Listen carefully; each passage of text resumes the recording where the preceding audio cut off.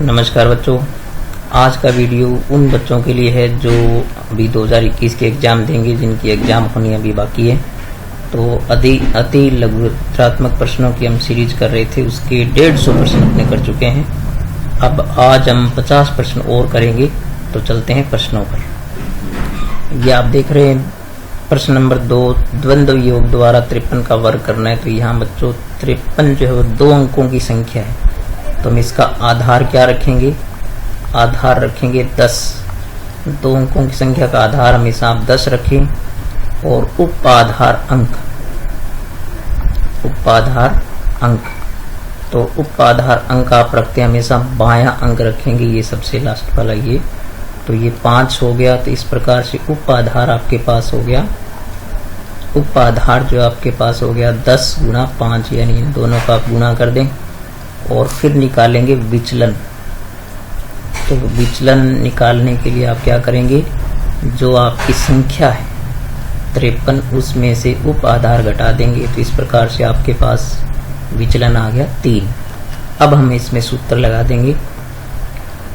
तो सूत्र में होता है उप आधार अंक गुणा संख्या प्लस विचलन। तो 53 प्लस 3, फिर ओब्लिक होता है विचलन का वर्ग होता है। अब आप यहाँ पर देखो 5 इंटू ये कितना हो गया 56 ओब्लिक 3 का वर्ग हो गया 9। अब आप इनको गुणा कर दें 6 पंजे 30, 5 पंज 25 और 3 28 ओब्लिक 9। अब इनका ओब्लिक हटा दें तो इस प्रकार से 2809 हो गया इसका वर्ग। तो प्रश्न नंबर 3 आप देख रहे हैं कि 1154 में भाग देना 103 का सूत्र प्रवर्त्य योजित विधि से देना है। तो बच्चों इसमें आप क्या करेंगे? पहले हम भाजक का आधार लेंगे। तो भाजक का आधार, तो भाजक चूंकि हमारे पास 3 अंकों की संख्या है तो हम इसका आधार कितना लेंगे 100। और फिर हम लिखेंगे पूरक भाजक। तो बच्चों इसमें आपको ध्यान रखना है, हमेशा प्रावर्त्य में क्या होता है आधार में से संख्या को घटाया जाता है।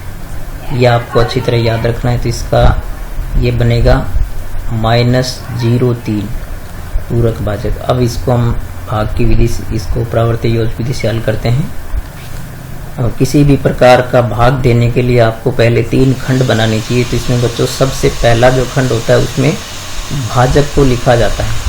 तो यहाँ पर हम पहले लिखेंगे 103, फिर इसके ठीक नीचे लिखेंगे पूरक भाजक। तो वो आपका है -03। और फिर हम क्या करते हैं, जितने आधार में शून्य है, आप गौर से सुने इसको, जितने शून्य है उतने अंकों को भाज्य में से यहाँ तीसरे खंड में लिखेंगे। तो यहाँ आ गया 54 और बाकी यहाँ जो बच गया 11 उसको हम लिखेंगे यहाँ पर।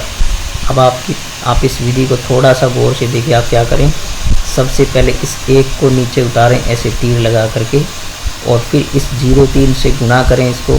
तो 1 को 03 से गुणा करेंगे तो 03 आएगा, इनके आगे लगा दो माइनस। अब आप क्या करें, 1 में से 0 घटाएंगे तो 1 आएगा, फिर उसी प्रकार से इसको गुणा करो। तो 03 से गुणा करेंगे तो ये आएगा 03, इनके आगे माइनस लगा दो और अब इनमें से घटा दो। 4 में से 3 गया 1 और 5 में से 3 गया 2। तो इस प्रकार से आपने देखा कि भागफल आ गया 11 और शेषफल आ गया 21। फिर आप चौथा प्रश्न यहाँ देखो, चूंकि इस समांतर श्रेणी का पहला पद 7 है तो आप जानते हैं कि पहले पद को हम लिखते हैं a। तो a हो गया आपके पास 7 और फिर कह रहा है कि सार्वंतर -3 है। तो सार्वंतर को हम लिखते हैं d से, तो वो हो गया -3। और फिर कह रहा है कि 9वां पद ज्ञात कीजिए। तो a9। तो आप जानते हैं कि 9वां पद होता है a + 8d। तो इसमें रख दो आप, तो a रख दो 7 + 8 इंटू d कितना है आपके पास -3। तो आप पहले क्या करो, गुणा करो। तो ये आएगा 8 × 24।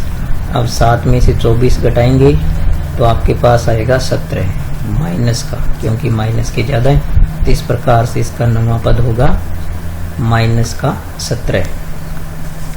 अब आप देख रहे हैं यहाँ पर 5वां प्रश्न। तो 5वें प्रश्न में आपको कहा है कि एक पासे को उछालने पर 3 से छोटा अंक आने की प्रायिकता। तो एक पासे को एक बार उछालने पर आपको पता है कि पासे की एक उछाल में, तो एक उछाल में क्या क्या परिणाम प्राप्त होते हैं आपको परिणाम प्राप्त होते हैं 1, 2, 3, 4, 5 या 6।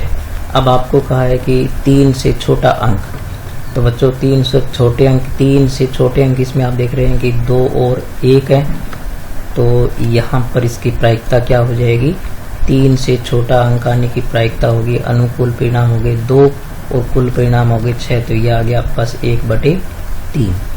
अब आपको छठा प्रश्न क्या कहा है, छठे प्रश्न में क्या है कि एक थैले में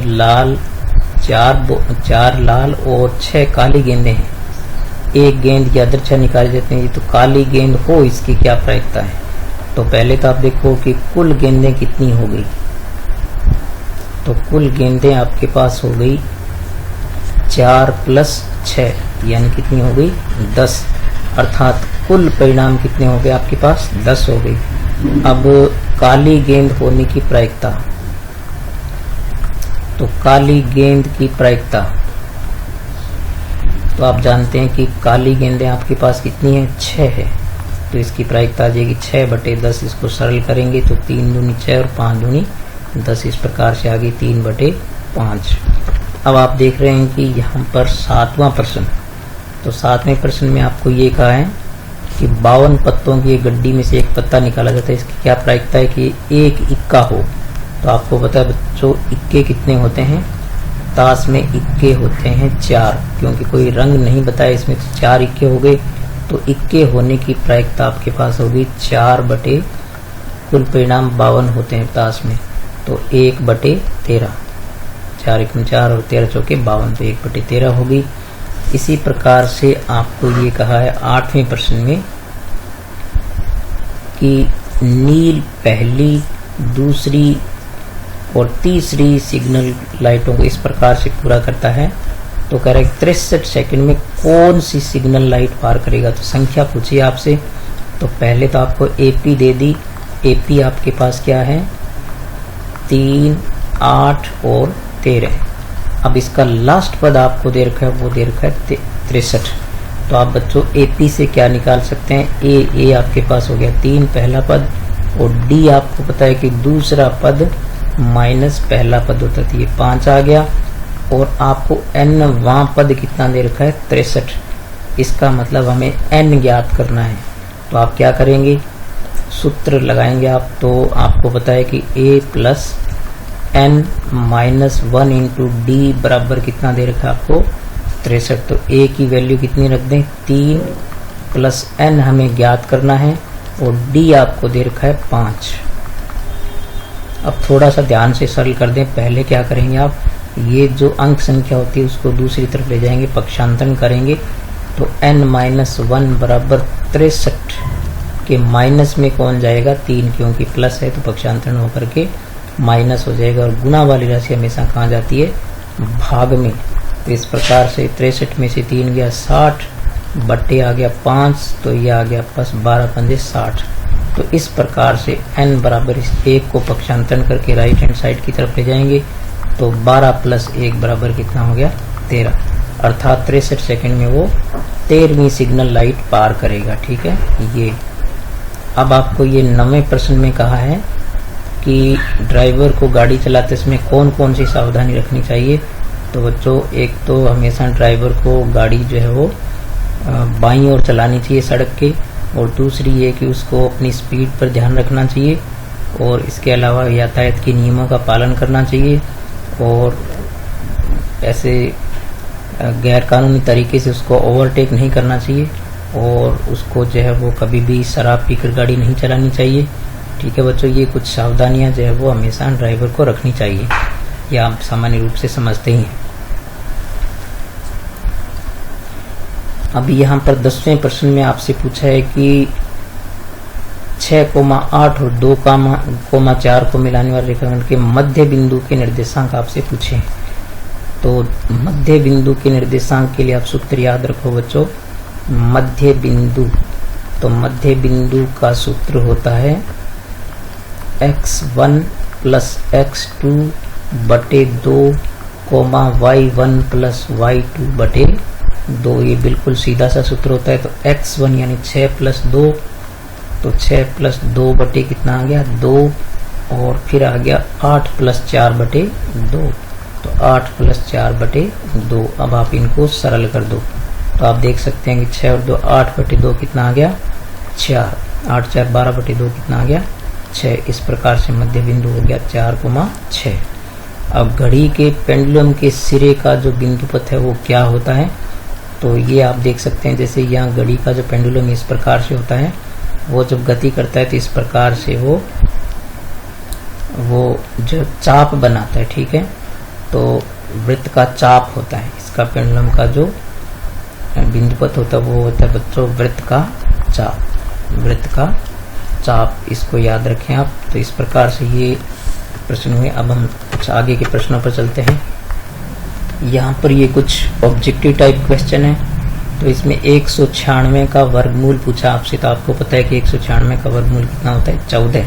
तो 30 तक की वर्ग और वर्गमूल संख्या आप याद रखो बच्चों कम से कम, ताकि आप डायरेक्ट ध्यान से उत्तर दे इसको। अब इसका दूसरा पार्ट है कि ये एक आपको बहुपद दे रखा है जिसमें x का मान 2 दे रखा है, बहुपद का मान पूछा है। ये प्रश्न बच्चों बहुत बार आ चुका है और परीक्षा में जरूर आएगा, तो आप इसको ढंग से सीख लें। तो fx बराबर आपको दे रखा है 3x माइनस 5। आप क्या करें, x के स्थान पर 2 रख दें। तो x के स्थान पर 2 रखेंगे तो ये जो x है यहाँ पर 2 रख दें, तो 3 गुणा 2 माइनस 5। अब आप क्या करेंगे, पहले गुणा करेंगे और फिर घटा देंगे, तो ये आ गया 1। तो इस प्रकार से उत्तर इसका सही होगा। अब इसमें पूछा है आपको कि तीसरे पार्ट के अंदर कि शून्यकों का योग क्या होगा।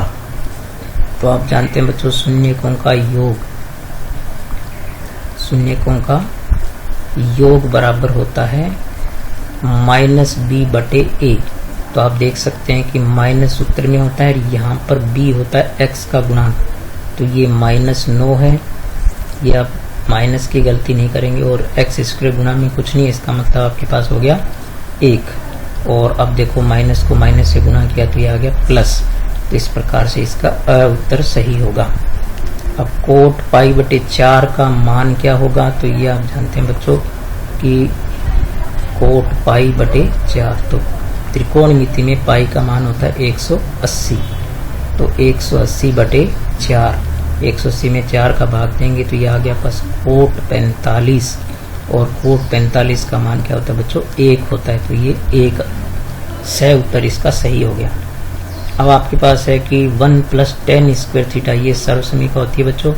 दूसरी सर्वसमीका तो ये होता है बराबर में sec स्क्वायर थीटा। फिर यहाँ पूछा है आपसे कि बिंदु में y अक्ष से दूरी, तो बच्चों y का मान पूछे तो आप x बता दो हमेशा, तो इसका उत्तर सही होगा। अब चलते हैं आगे के प्रश्नों पर। तो यहाँ बच्चों ये प्रश्न जो आपका छठा प्रश्न है, इस प्रकार के कई प्रश्न अपने पहले हल कर चुके हैं, तो ये बड़े अच्छे प्रश्न है और बिल्कुल ऐसा प्रश्न जरूर आएगा परीक्षा में। तो यहाँ पर आपको कहा है कि DEBC के समांतर है। तो इस प्रकार से आपको पता है बच्चों आधारभूत आनुपातिकता प्रमेय से ये अंतःखंड क्या होते हैं, समानुपाती होते हैं, यानी AD बटे BD। तो AD बटे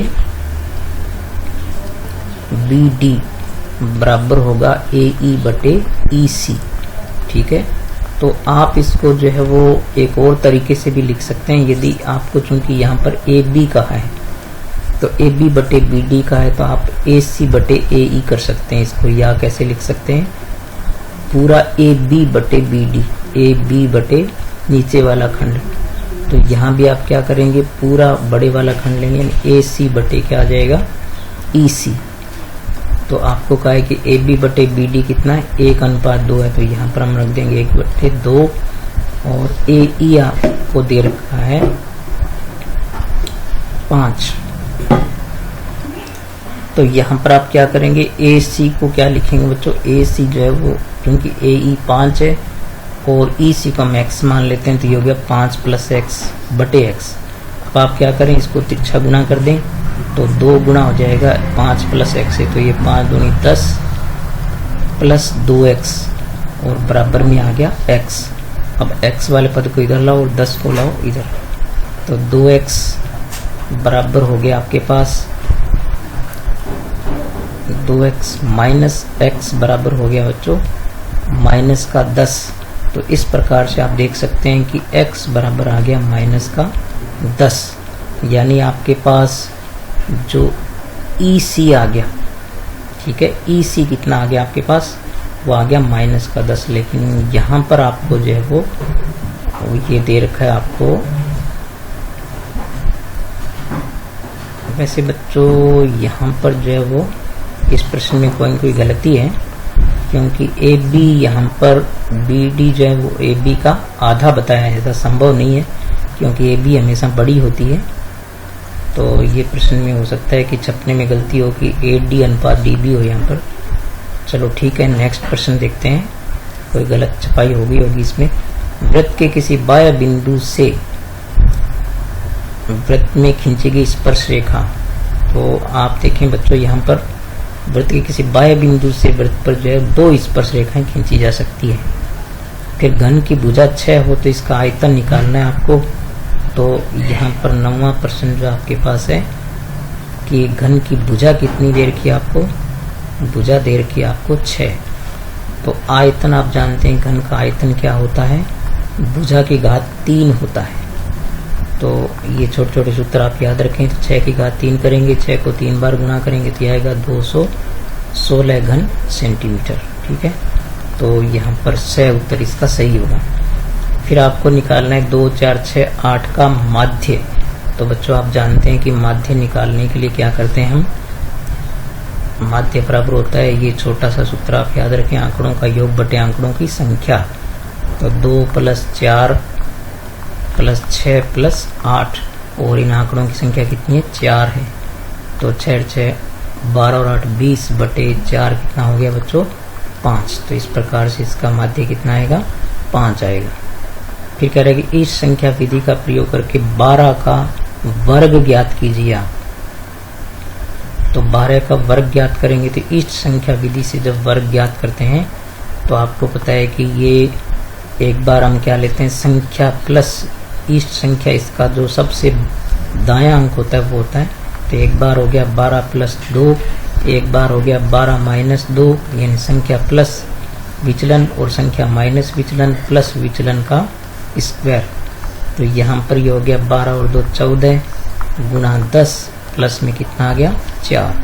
तो ये देखो 140 + 4 कितना हो गया, 144। इस प्रकार से इस संख्या विधि से 12 का वर्ग होगा 144। फिर उप सूत्र द्वारा 31 का घनफल ज्ञात करना है। तो बच्चों ये प्रश्न अपने पहले कई बार कर चुके हैं, तो इसका आप केवल सूत्र याद रखिए। मैं यहाँ पर आपको सूत्र याद लिख देता हूँ। तो सूत्र में क्या होता है, उपाधार अंक का वर्ग होता है, ठीक है। और फिर होता है गुणा संख्या प्लस 2 गुणा विचलन, ठीक है बच्चों। और फिर ओब्लिक होता है, फिर होता है 3 इंटू होता है उपाधार अंक, उपाधार अंक प्लस इंटू में होता है विचलन का स्क्वायर, और ओब्लिक में विचलन की घात 3 होती है, ठीक है बच्चों। और फिर चूंकि ये इसका आधार हम 10 रखेंगे तो प्रत्येक खंड में 1-1 अंक रखेंगे, इसमें 3 खंड बनेंगे। तो इस प्रकार से इस प्रश्न को आप स्वयं करना। चलते हैं आगे वाले प्रश्नों पर। अब बच्चों यहाँ पर जो AP दे रखी है, इसका 8वां पद ज्ञात करना है। तो 8वां पद आप जानते हैं कितना होता है, 8वां पद होता है A + 7D। तो आप जानते हैं कि A कितना होता है, यहाँ पर ये पहला पद A हो गया, तो ये हो गया 2 + 7 गुणा D कितना होता है बच्चों, दूसरा पद माइनस पहला पद, तो ये आ गया 3। तो 2 + 21 कितना आ गया आपके पास, 23। तो इस प्रकार के छोटे छोटे प्रश्न आप बहुत आराम से सीख सकते हैं। फिर एक पास एक फेंकने पर अभाज्य संख्या आने का प्रश्न बच्चों हम कई बार कर चुके हैं ये। और एक थैले में 5 लाल गेंदे हैं, तो थैले में लाल गेंद होने के, चूंकि बच्चों थैले में केवल लाल ही गेंदे हैं, तो इसमें जो लाल गेंद लाल गेंद निकालने की प्रायिकता बच्चों कितनी होगी, क्योंकि सारी गेंदें लाल ही है तो प्रायिकता 1 होगी।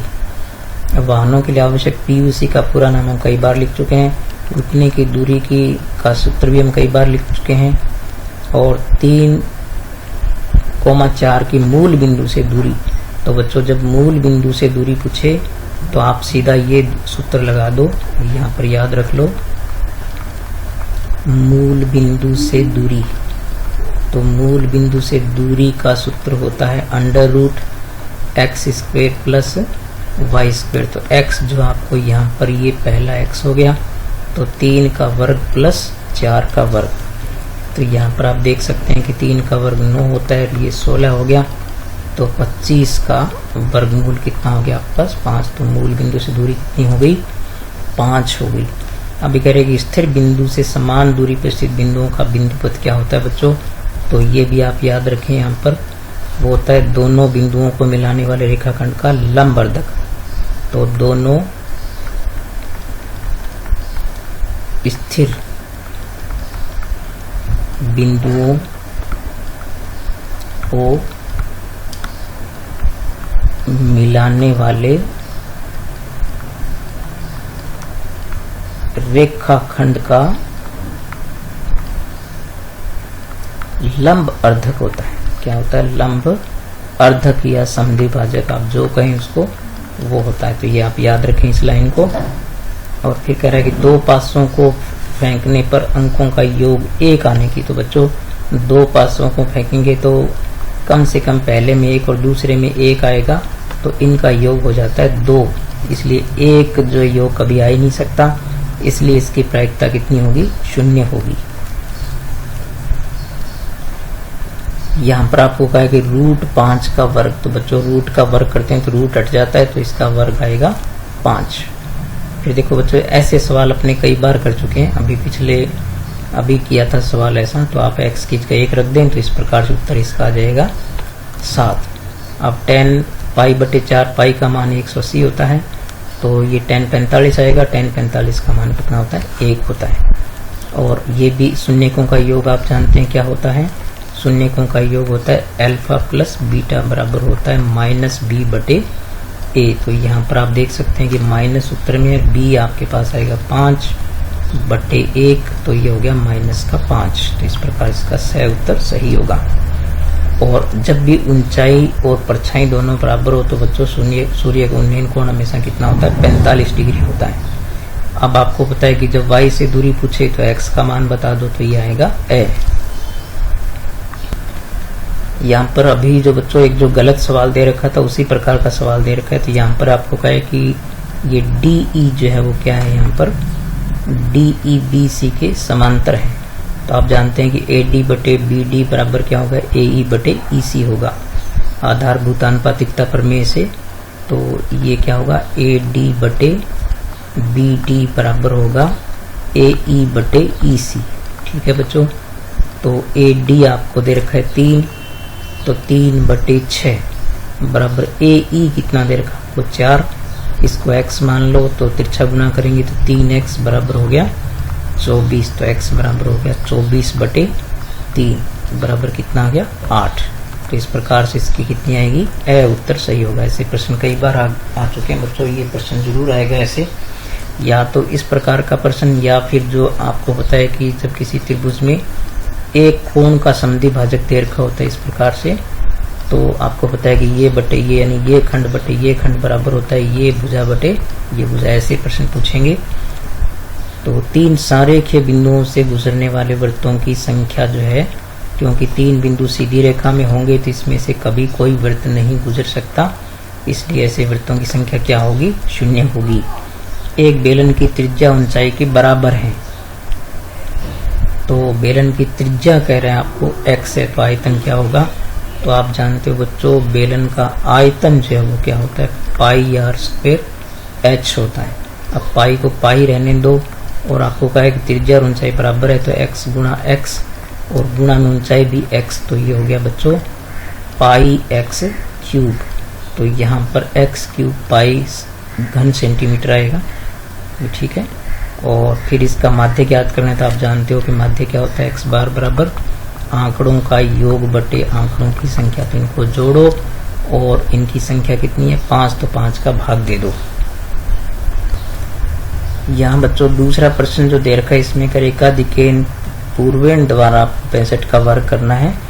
तो बच्चों इसमें क्या करते हैं, ये जो पहला अंक होता है पहले हम क्या करते हैं पहला अंक लिखेंगे, फिर गुणा में इसका एकाधिकेन लिखेंगे और फिर दूसरी संख्या का दूसरे अंक का वर्ग कर देते हैं। तो ये हो गया प्लस 6 गुना 7/25।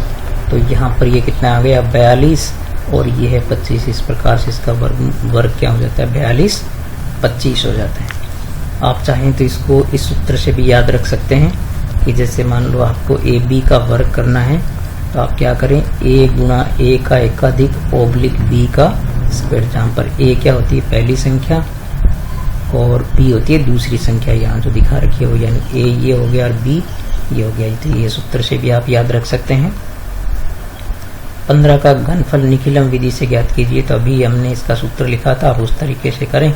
अब ये करेंगे एक समांतर श्रेणी में 3 पद आपको देखना, अगले 2 पद ज्ञात कीजिए। तो आप यहाँ देखें बच्चों कि आपके पास जो है वो हम d निकाल करके और आगे वाले पद ज्ञात कर सकते हैं।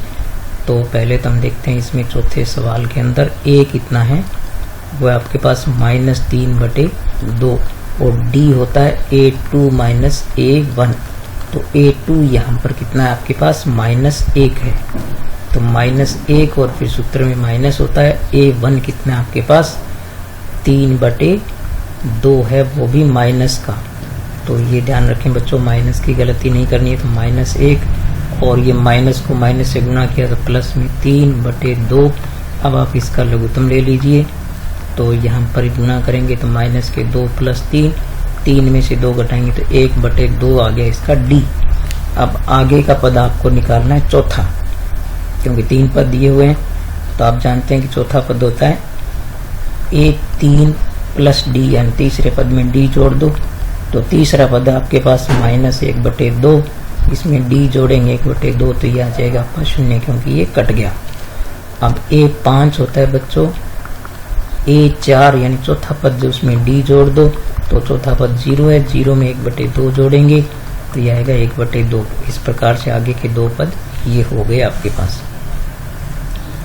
अब ये कह रहे प्रायिकता का अधिकतम व न्यूनतम मान क्या होता है। तो बच्चों आप जानते हैं कि प्रायिकता जो होती है, प्रायिकता जो PA होती है वो क्या होता है, उसका मान या तो 0 के बराबर होता है या 0 से बड़ा होता है, या फिर 1 के बराबर होता है या 1 से छोटा होता है। इस प्रकार से अधिकतम मान कितना हो सकता है, अधिकतम मान हो सकता है 1, ठीक है, और न्यूनतम हो सकता है 0, ठीक है। न्यूनतम मान क्या हो सकता है, कम से कम मान जो प्रायिकता का कितना हो सकता है 0।